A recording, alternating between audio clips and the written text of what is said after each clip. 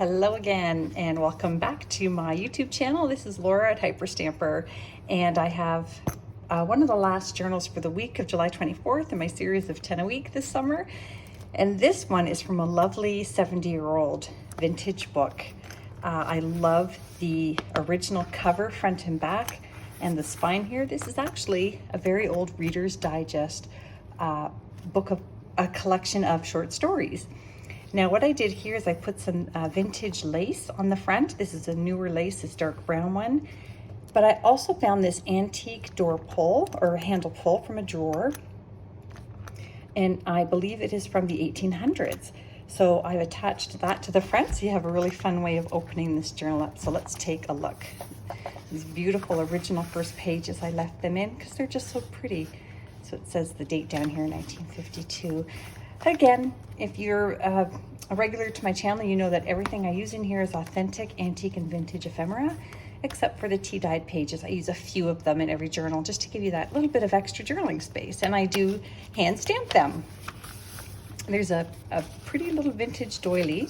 I have all kinds and shapes of these. This is a really pretty one. I love the tone of that. And this here is from the vintage book, Household Hints and Work Savers. Some of them are hysterical and some of them are actually really helpful. This is an antique book page from a book about antiques, which is actually 120 years old. So I think that's really cool. And here's one of my favorite cheesy vintage recipe book full color page spreads. And that one is cherry and fruit tarts. And you know what? You can just tell that came out of a can. It is too funny. Here we go. I made this pretty double corner tuck pocket out of antique paper, and I was able to hand stamp the word thankful on there, and there's some numbers from a pattern. And this is from 1902. You can see the date down here, and that is called a stereoscope, and that would have been used with it was probably the original Viewmaster. It's sort of, you put at the end and look through and it would 3D the image. Very, very cool. And to have one of them back in the, the late 1800s was a big deal. Just as some Monopoly money here from the 30s and a little piece of recipe card there for color and some pattern paper. And this fun little pull, there's about 5 or 6 pages there that I pulled out of the salad recipe book from the 50s. And I think the fun, first of all, the pictures are hilarious. And I find it very funny that people would need a recipe book to make a salad. Actually, I probably would myself. Who am I kidding? And here is a lovely little vintage page out of a botanical book. And I'm trying to find my little book here in my mess, but I can't. And that came from England. There, nope, that's a different one. Okay, anyways, this came from England. And I did tea dye it because it was just a little bit too white for the neutral tones I was looking for this particular journal. And I made this little flip up page here for extra space, and this lovely little sentiment here from a book says Wings of the Morning, and I put that all onto a 1930s music sheet.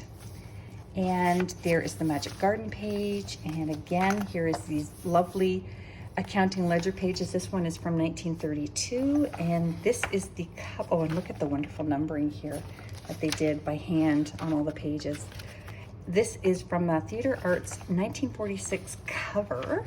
It's called The Old Vic in New York. That was the play that they featured in this particular magazine. And I just love the covers of these and the natural aging and the fantastic advertisements. You're gonna have a lot of fun reading those. Again, just some ephemera here made out of children's book pages for the cluster. And this is from the Emerald Isle, Irish book of poetry. And look at this scene. And that is the early 1900s. The quality was phenomenal. And the border, everything about that I love. And just some more of those papers. I made this tiny little booklet here for you to journal in. And made this pocket out of an antique book page. And some vintage playing cards from the 70s. And now this, I can bring that back now. This is the right one. This came from this book from the 1960s, which was they printed all of the most popular prints of the artist Hals. And this is double-sided, so yay, you can have fun with that.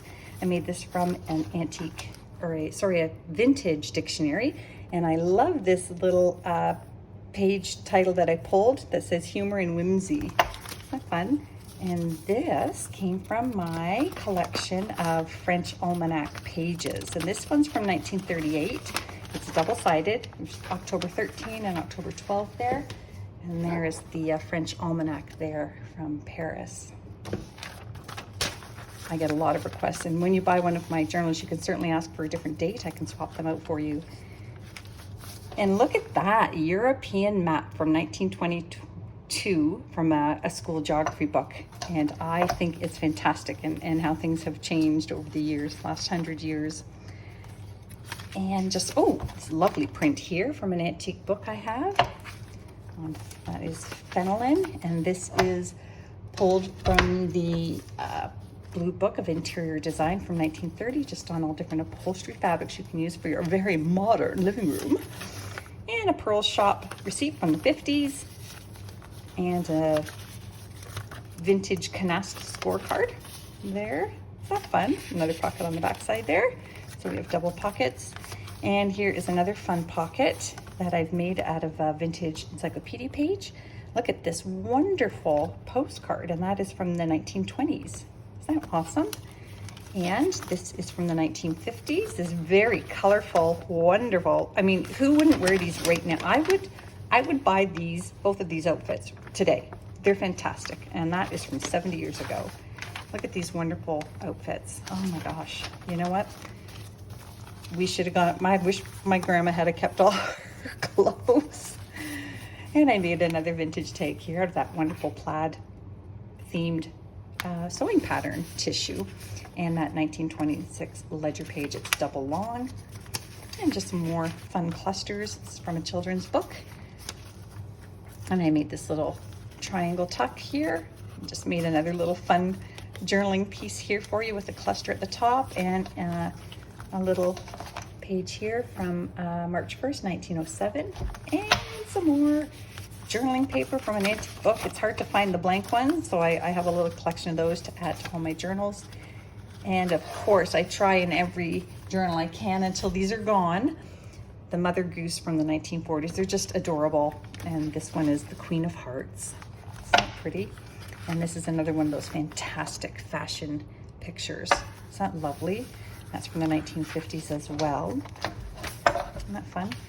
And there's another fun little picture from a children's storybook. We've got some penguins and a piano player.